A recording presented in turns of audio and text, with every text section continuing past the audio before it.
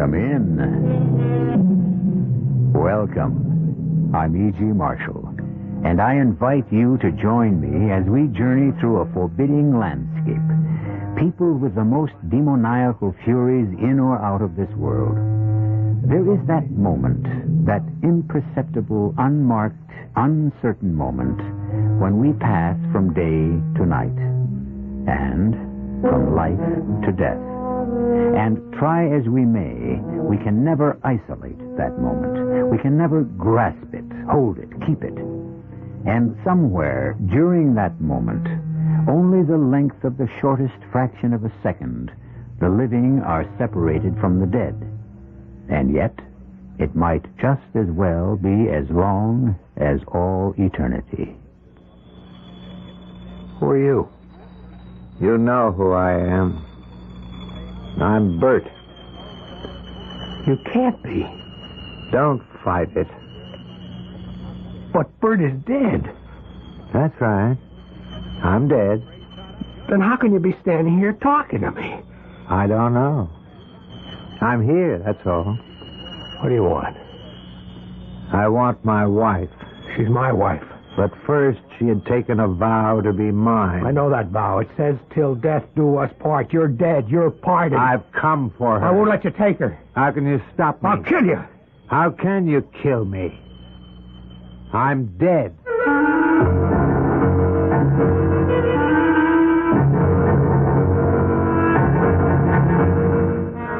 Our mystery drama, Love Me and Die, was written especially for the Mystery Theater by Sam Dan and stars Ann Shepard and Mason Adams.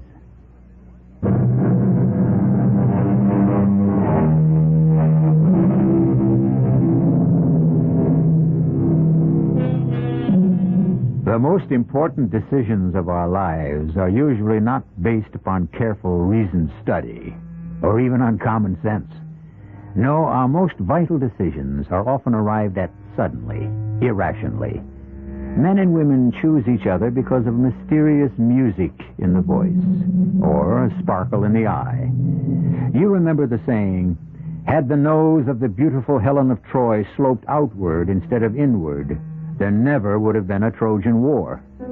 So, Stephen Barrow wanted Emily Phillips for the same reason Paris wanted Helen. She was the most beautiful woman he ever saw. These things never change. Happy, darling? Yes. It doesn't sound very enthusiastic. I'm sorry. Sorry? What a word to use on a wedding night. What I mean, I'm so afraid. Afraid? Afraid of what? I'm so afraid this is all a dream. Oh, no. No, dear, it's real enough. Oh, Steve, I want to be happy, darling. And you will be, Emily. You and I, we are going to be the two happiest people in all the world. Do you mean that, Steve? Of course I mean it. Now, what's troubling you? Bert. Say it. What? I'm thinking of Bert. I shouldn't be, I know, but I was married to Bert once. Yes, dear, you were. You were. Bert is dead. He's gone. Forgotten. Will you listen to me? What kind of talk is this on our honeymoon? Steve, you really are so wonderful. Oh, of course I am. And you'll just have to put up with me sometimes when I get into these moods. Now, you're not going to have time for moods. We spend the night here at the motel. Tomorrow the plane for New York. 3 days in the big town, and then we fly to London. Is it true? Are we really going? Why do you keep asking if these things are true? I find it so hard to believe that good things are going to happen to me at last. Only good things from now on. Oh, I love you. I love you so much. Let me tell you why you're going to have a deliriously happy married life. Why? Because you're one woman in a million. Oh. You're not actually of this world. Oh, come on, that isn't true. You're so, what is the word? You're so ethereal. Yeah, that's probably the word. And you're so fragile, just like the delicate and beautiful things that you write poetry about. When's the last time I told you were wonderful? Oh, about 45 seconds ago. Oh, darling. I feel now that I can write again. I know I can write again. Hey, where are you going? I want to look out the window. It's as if I just saw the moon and the stars for the very first time. Well, now. Let me tell you something, dearest. Every time you see the moon, the stars, the sun, the sky, it should be as if it were for the first time. Each time there should always be the thrill of discovery. This feeling is how I know I can write again. That's great. It's gone. All the misery, the suffering, everything I knew with Bert. His cruelty, his violence, buried with him. He'll never be able to hurt me again. No, Emily, he's gone. Finally.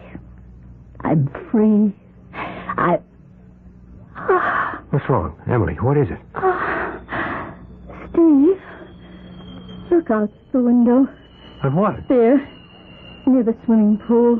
All right, I'm looking. There's a man. Where? There, that man standing there. Darling, there isn't anyone standing. He's looking up this way. I don't see He's anyone. looking up at our window. Oh, it has to be your imagination. No, Steve. There's a man. No, darling, it's just a shadow cast by the edge. What? See? He's moving his hand. I tell you, there's no one there. He's beckoning for me to come. Darling, it's only your imagination. Now, come away from the window. I can't move. Emily, there's no one out there. There's no one at all. Come with me, and I'll prove it. No. I won't go to him. He'll take me away. Emily, darling, get hold of yourself. Oh, look at it. He's so much bigger than you are. Where are you going? Don't take your arms away. I only want to pick up the telephone. Why? I have to prove something to you, darling. Nobody's there. Oh, Steve. Hello, desk. Yeah, look, this is Mr. Barrow in room 118.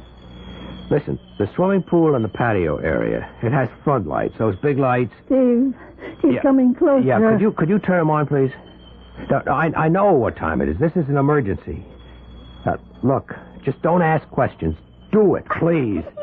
Emily, look, the lights. Thanks very much. You see that? It's light all around the patio and the pool. Now, where is that man? The man that you thought you saw? Where? It's all lit up. It's as bright as day. There's nobody there. It's deserted, isn't it? So, it was all just your imagination. But I saw him. It was like I said, a shadow, and then the lights came on, and it disappeared. Yes. He disappeared. But just before he did, I saw his face. It was Bert. It couldn't be.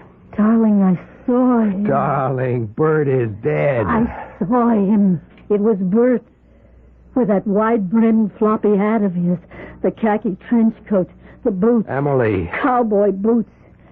And you didn't see him? No, dear. How could you miss him? You're going to see Dr. Rossman. Oh, what good will he do? Look, if it was your imagination, then we have a problem.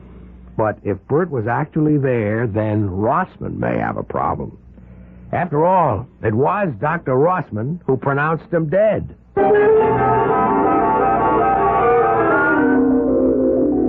You sure you saw Bert? How could I not see him, a man of his size? Yet Steve saw no one. No one. And then, when the pool and patio were flooded with light, suddenly he disappeared? But in that instant you saw his face? And it was Bert. No, it wasn't. Because Bert is in his grave. But I tell you, I saw him. Emily, you have a guilty conscience about Bert. Guilty? Why? Because he's dead, and you're alive. But I told you how he treated me. Yes, but you keep thinking. Perhaps it was your fault. Perhaps if you'd been more patient, more understanding. Yes, perhaps. And now, once again, you are married. And on your wedding night, you fear that Bert still feels that he's the bridegroom. And that's why he beckons you to come to him. Doctor, what can I do? Place your trust in Steve. Oh, I do trust. Your full trust. Don't be afraid that this marriage will also fail. Steve loves you. He wants to protect you. Do you believe it? Yes, I believe it. If you really believe it, you don't have to be afraid of Bert anymore. I'm not afraid. I'm no longer afraid of Bert. Go on your honeymoon. Be happy with Steve. And you will never see Bert again. How did it go? Dr. Rossman was just wonderful. Really? I suppose it's because he told me all the things I already knew myself. But deep down... Such as?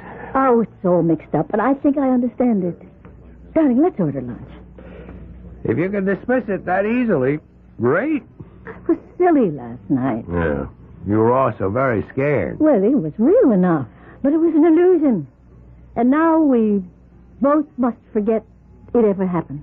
I've already forgotten. Did you cancel the flight to New York? No, not yet. Let's not waste time here. We can eat at the airport. You mean you feel well enough to go on the trip? It's over. All the fear, all the worry. Our bags are packed. We just have to check out. New York, London, Paris, Rome, here we come. You folks checking out? I hope you found the service satisfactory. Oh, everything was fine. Just great. Name, please. What did you say the name was again? Barrow. Mr. and Mrs. Stephen Barrow. Oh, yeah. It'll be under the B's. Here we are. Oh, I got something for you. Sure, be mighty glad to see it. What is it? We found it for you. Yes, sir, we did. You found what? Didn't you the party that called death middle of the night and wanted lights turned up around the pool? Yeah, but, We turned them on. Uh-huh. Said we figured you must have lost something out there and wanted to find it, right?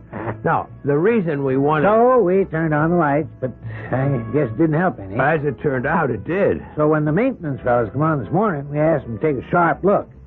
And they found it for you. Found what? It's cufflink. By what cufflink? Well, your cufflink. No wonder you were so concerned. It's made out of solid gold. That's not my cufflink. Right there, plain as day. It's your initial, Mr. Barrow.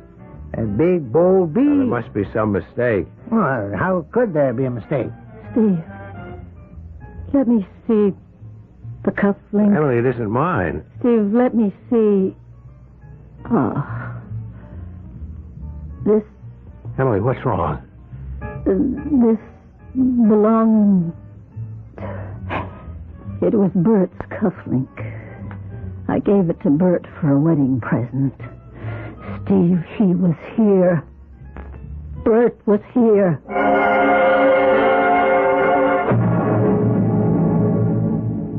It's all very well for the doctor to say it's Emily's imagination, which is being fired by things like guilt and remorse and fear. Sure, we can all say that. But how about that gold cufflink with Bert's initial on it? I'll be back shortly with Act 2.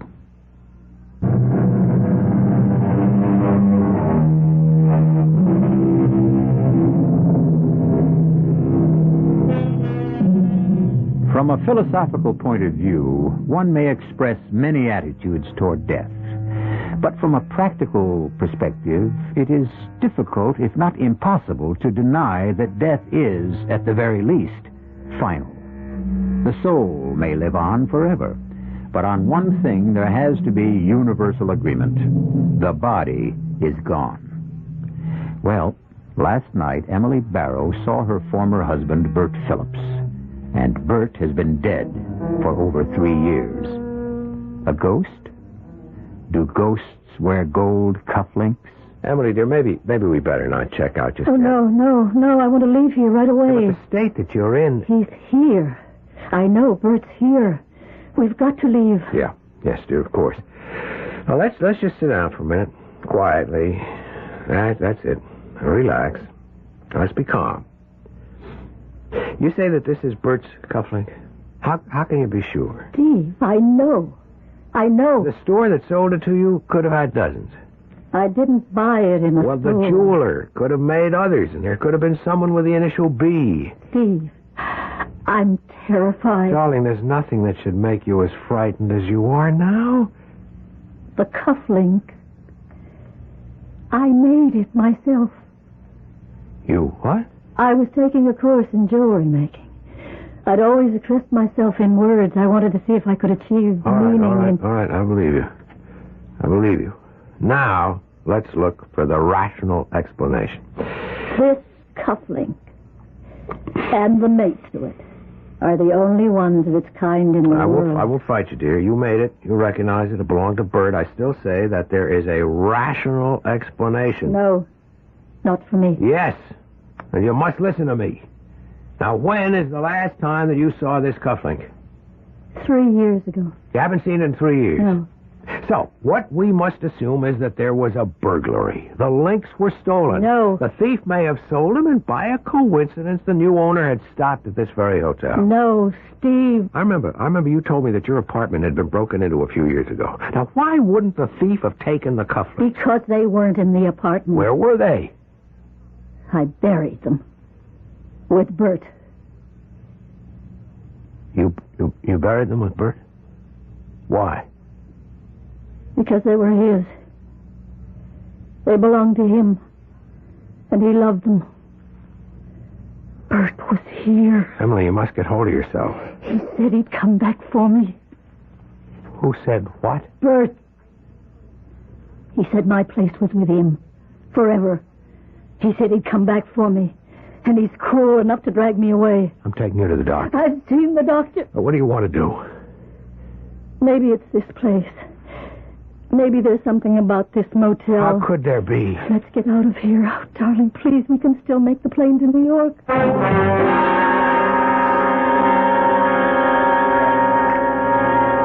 How much time do we have? Plenty of time to finish your coffee. Feeling better? Much. It must have been the motel. I remember now, I once spent a night there with Bert. The place has been remodeled, has a new name. Place can be haunted. Sometimes by a memory. I think this whole town is haunted for me. It's where Bert and I spent most of our marriage. Oh, you look so much better now. I feel so much better. I must have worried you horribly last night. Yes? Well, it should teach you a lesson. Don't ever fall in love with a girl at first sight and marry her 2 weeks later without knowing anything about her. I know everything I need to know. How do you predict these things anyhow? I had a friend who married the girl next door. They knew everything about each other. The marriage lasted 6 months. Transnational Airlines, flight number 1 for New York LaGuardia That's Airport. us. Flight number 1 to New York. Let's go. Yeah. At gate 16. Your attention, please. Will Mrs. Bert Phillips please report to the airline service desk in the main lobby? What? Mrs. Bert Phillips. Mrs. Bert Phillips. That's me. No, you are not Mrs. Bert Phillips. You are Mrs. Steve Barrow. That's how he would page me. He's here. No, darling. You said you'd believe me. And I do, but there can be another Mrs. Bert Phillips. He's paging me. Darling, look, if you claim to see him, that's one thing, and I'll cross that bridge with you when we get there. But you simply can't jump at every sound. Now, wait here a minute. But No, but nothing. Here, at this phone booth. why? Why are we... Now, I want to help you. Emily, pick up that directory. Come on. All right. Open it. All right, find the name Phillips. Phillips. All right, now, under B. Look, he wasn't the only Bert Phillips. See, there are 3 Bert Phillipses, 2 Bertrams, and 6 B Phillips. Some of them could be Berts also. See what I mean? I think so. Now, come on, we'll miss that plane. Okay. Mrs. Bert Phillips, please report to the service desk in the main lobby. That is not you. 2 hours from now, we'll be in New York. Things will be different. All right, here we are. Gate 6. Guess we'll have to stand online and have our tickets checked. Why don't you sit down? I'll take care of it. What is it? Over there. By the gate. A very tall man. Where? See? No, I don't see. There, Steve. He's pointing to me. He's motioning me to come to Emily. him. Just the way he did last night. Emily. I won't go. Emily. I've got to get away from him. Emily, come back. No. Emily. No. Emily, He's stop. after us. He's after us. Emily. After us. Stop for a minute. No, he'll take me away. I won't let him. You can't stop him. Look out for the door. No, Emily, look out. Emily, where are we going? Taxi! Taxi! Get in quickly. Hurry. Slam the door. Driver, get away from here. As fast as you can, please.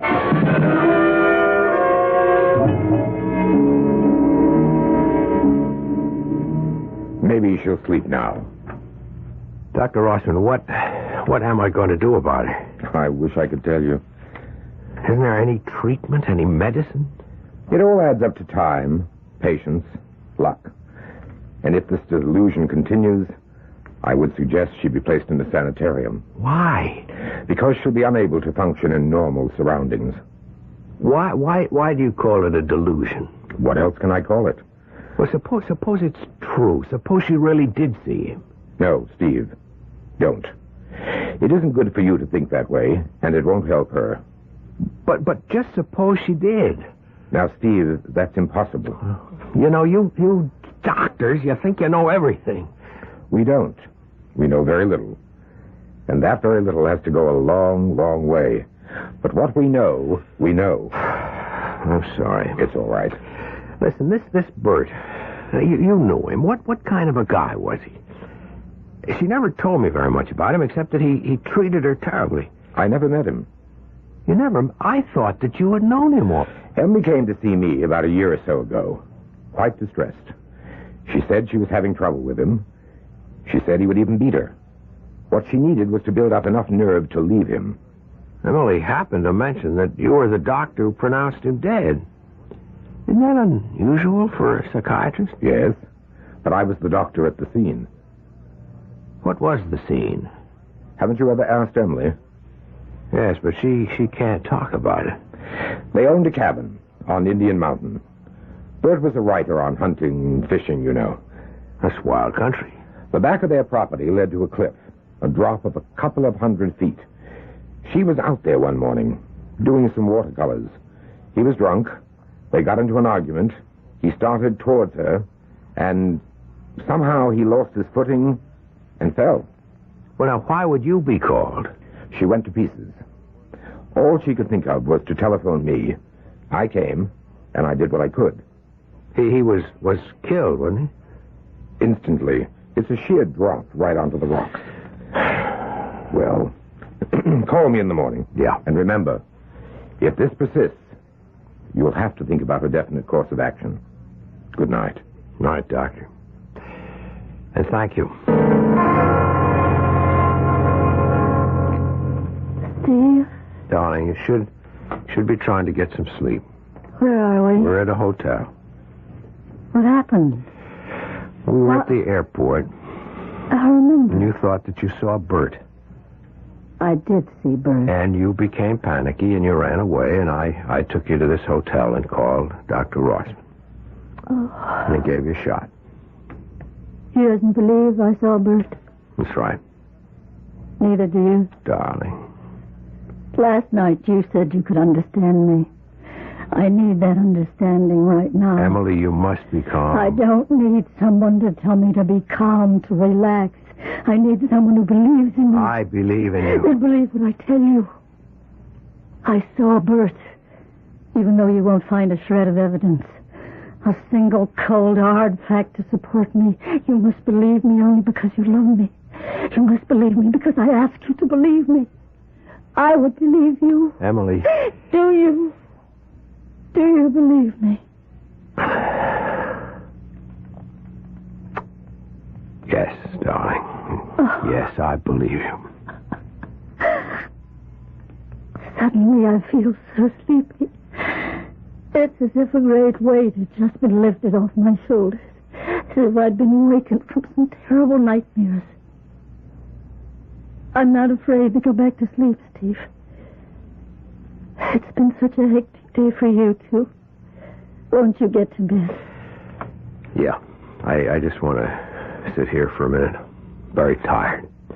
I'm almost too tired to get up. Let me open the window. Don't stay up too late. I won't. Emily, there's one thing that bothers me. Emily? Well, never mind. We can talk about that in the morning. What? Who is it? Who is it? Just a minute. Ned? Good evening, Steve. Who are you? You know who I am. I'm Bert.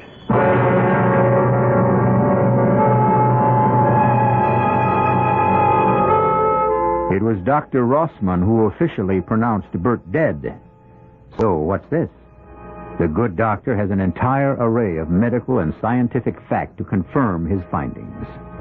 Stephen Barrow has only the testimony of his eyes and ears. In the final analysis, you, of course, will have to decide. And I shall present additional evidence for both sides when I return shortly with Act 3.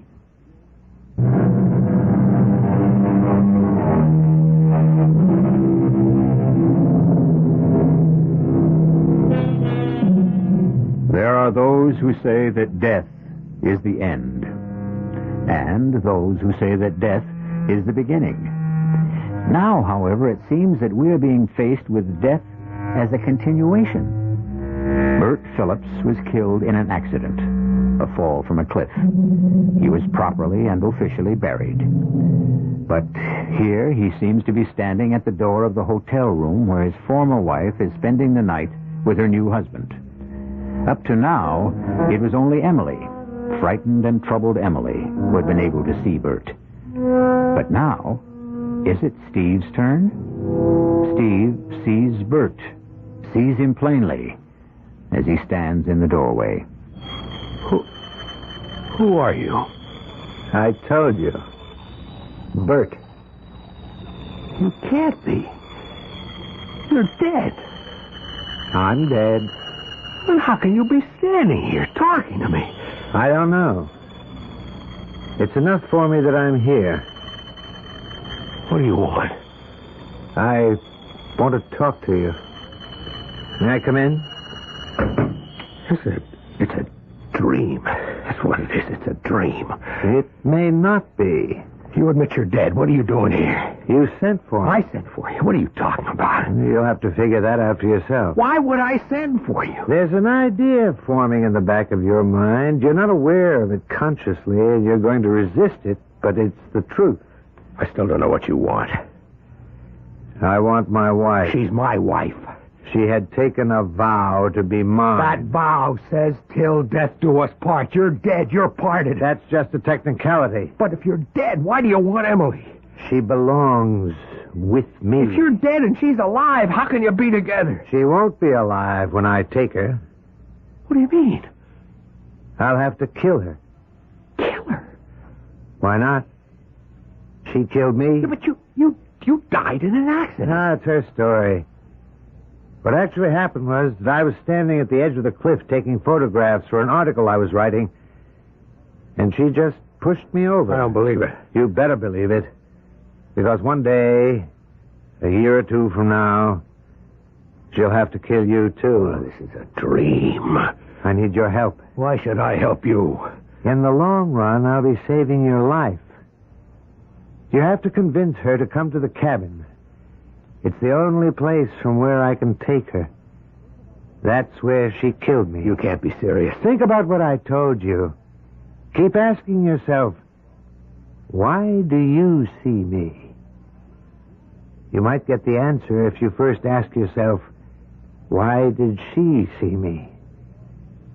Or, better yet, ask her.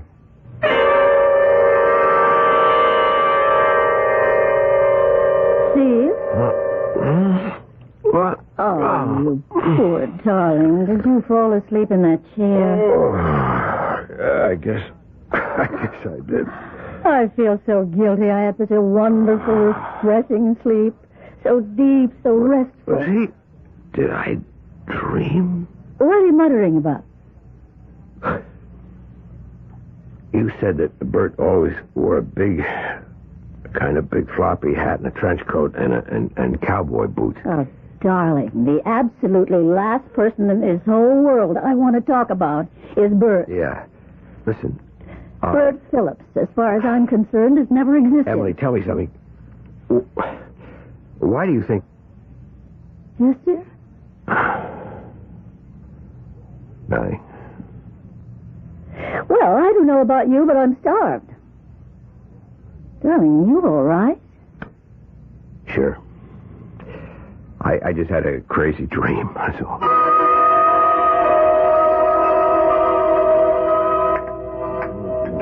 Steve, you sure you're all right?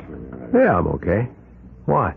Well, you haven't touched a thing. Oh, I never eat much breakfast. The important thing is that you feel okay. Mm-hmm. Sometimes you have this terrible confusion, and then suddenly it's gone. Why it came, you'll never know. How it went, you'll never find out.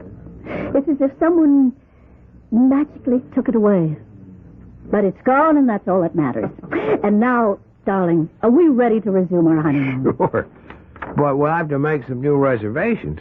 Tell you what, let's not go to New York and then on to Europe. No, why not? Well, we've postponed it twice already. Maybe it's a sign that deep down we didn't want to go so far away in the first place. How about Mexico City? Just a few hours away and we can...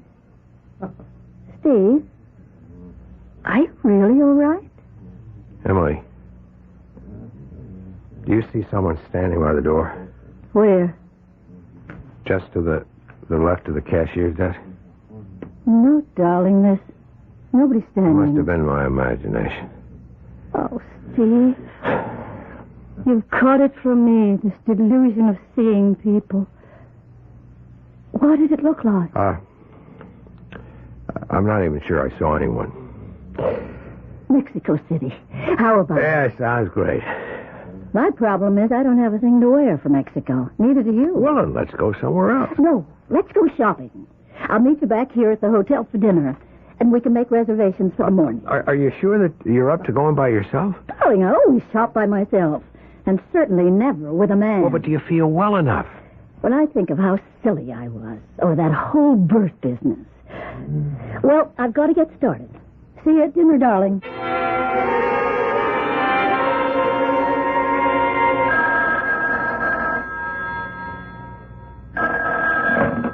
Hello? Darling, I hope you did some shopping, too. Yeah, I picked up a few things. I'm spending a lot of money. Well, that's all right. What are you doing? I thought I'd take a nap. That's good, darling. You do that. I'll see you in a little while. Bye. Why didn't I ask her? Why? Why? You left your door open. Bad. You should keep the door locked these days. What do you want? You didn't ask her. Ask her what? You know what. Were you at the cashier's desk in the coffee shop at breakfast time? You know I was. This is a dream. Dream or reality, what does it matter? You're stuck with me because you believe her.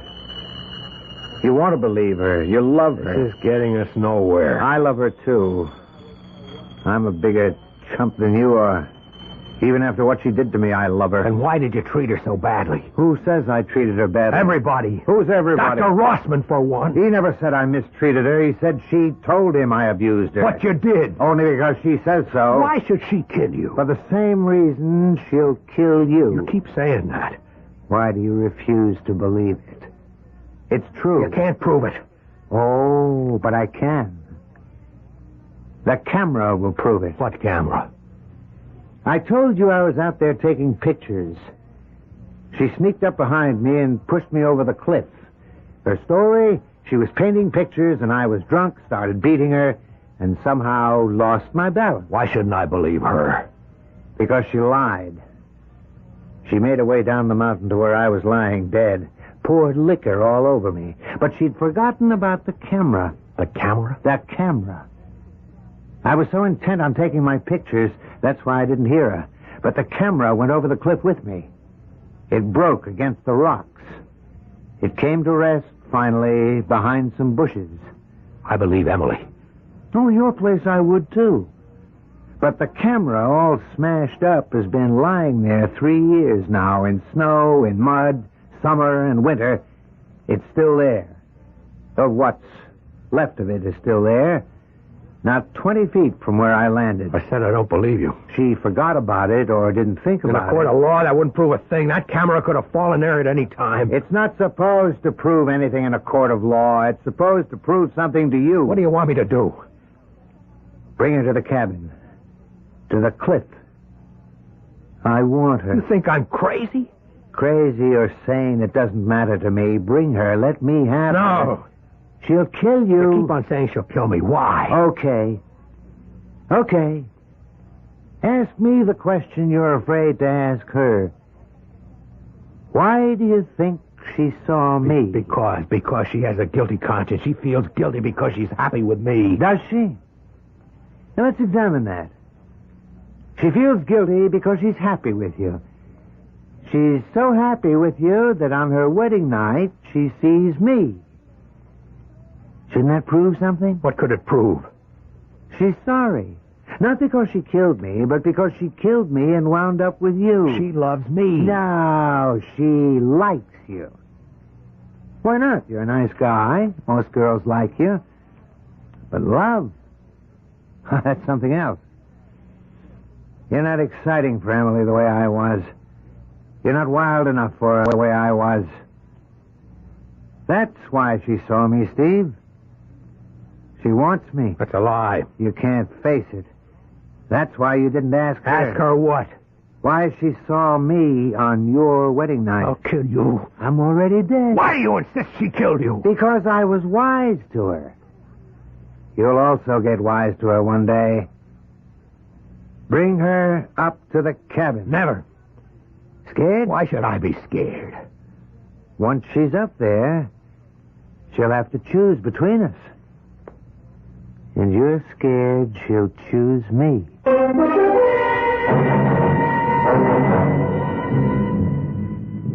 Why do you want to go to the cabin? I have to do something. I don't understand. What is there you'd have to do at the cabin? It concerns Bert. Bert? Suppose you see him again. I don't want to go to the cabin. You've got to. We have to get rid of Bert. But I am rid of him. He may be gone, he may not. But if you can face that cabin and that cliff, then you will destroy him for good.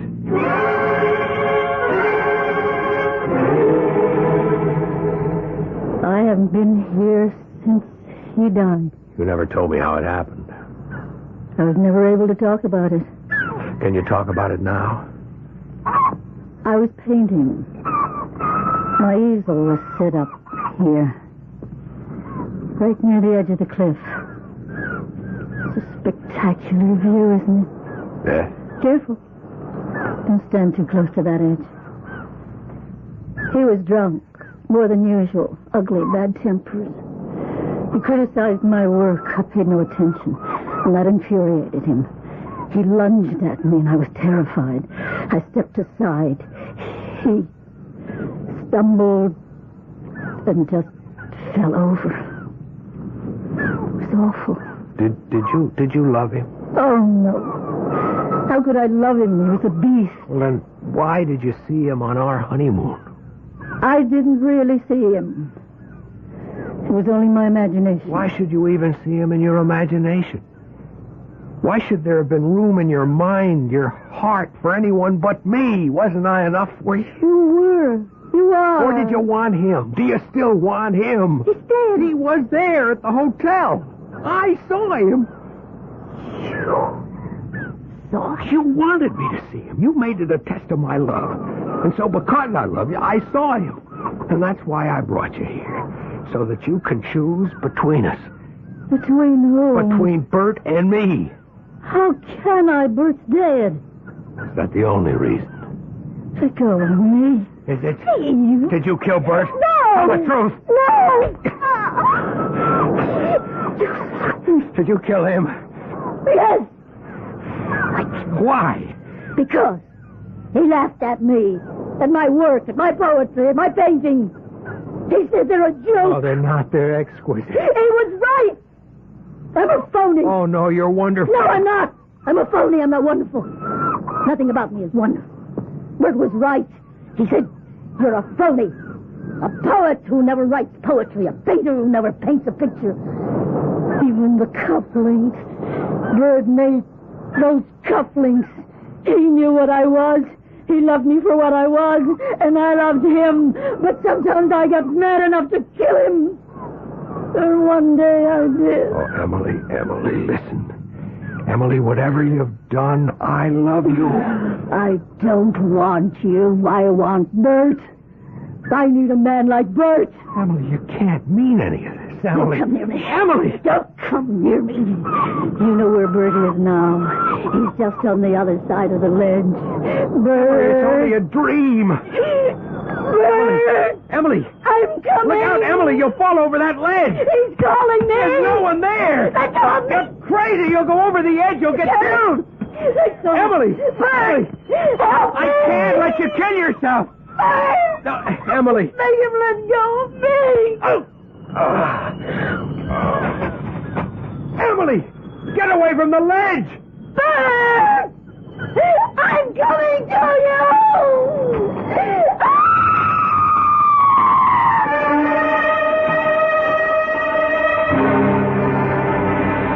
The police list it as an accident.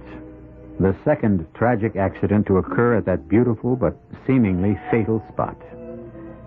What did happen? Once again, we present you with options. We could say, Stephen, consumed with jealousy, killed her. We could say, her guilty conscience killed her. Or we could say, Bert came back to reclaim her.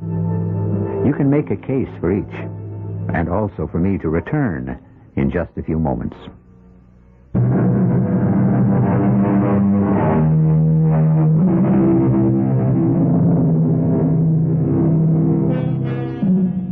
She loves him. He loves her for reasons that defy all understanding. And once they fall in love, the passion can flame for a moment or for all eternity. We dwell on love here because all the other mysteries are slowly yielding to science, to technology. Soon love will be the only mystery left us, besides those you will find here 7 chilling times a week. Our cast included Ann Shepard, Mason Adams, Robert Dryden, and Robert L. Green. The entire production was under the direction of Himan Brown. This is E.G. Marshall inviting you to return to our Mystery Theater for another adventure in the macabre. Until next time, pleasant dreams.